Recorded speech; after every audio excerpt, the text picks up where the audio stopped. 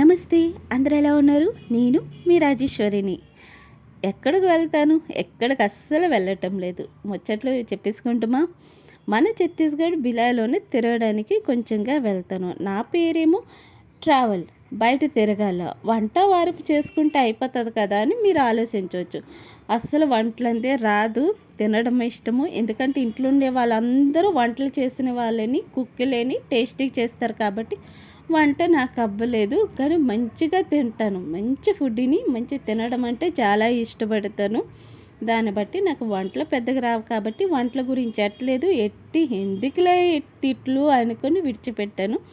Travel గురించి చేయడానికి ముచ్చటించాను. అయితే ముచ్చట్లు చెప్పుకుంటామా. మన ఛత్తీస్గఢ్ బిలాయిలోన ఏమీ లేదని చాలా మనిషి చెప్తుంటారు.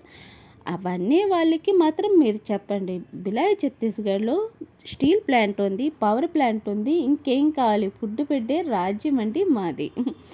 ధాన్యం పండుతుంది, బయట నుంచి వచ్చే అవసరమే లేదు. కాయగూరలు ఫ్రెష్గా దొరుకుతాయి ఛత్తీస్గఢ్ బిలాయ్లోన. బయట నుంచి మాకు ఎక్స్పోర్ట్ అవసరమే లేదు. చుట్టూ పల్లెటూర్లు అన్నీ దొరుకుతాయి. కానీ పేమెంట్లు ఇక్కడ కొంచెంగా తక్కువ కాబట్టి కొంచెంగా ఇబ్బంది పడతాము. ఆనికి మించి ఇంకేం లేదు. ఒక ప్లేస్ కొనాలంటే 5-6 లక్షలకి మాకు ప్లేస్ వచ్చేస్తుంది. ఇంకా ఎక్కడైనా ప్లేస్ కొనాలంటే కోట్ల మీద, లక్షల మీద ఉంటుంది. మాకు అంత లేదు. చిన్న ప్లేస్ అయినా మంచిగా దొరికిపోతుంది. మంచి సిటీ సైడే దొరకాలంటే దొరికిపోతుంది. కాస్ట్ తక్కువ, పర్వాలేదు.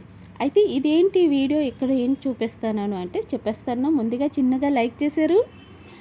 పవర్ ప్లాంట్ తాలూకు వేస్టేజ్ మొత్తం ఇక్కడ వేసేస్తారు. ఎక్కడ రిపేరింగ్ ఏదైనా వెళ్తారు, బాగు చేస్తారు. అక్కడి నుంచి వేస్టేజ్ తెచ్చి ఇక్కడ వేసేస్తారు.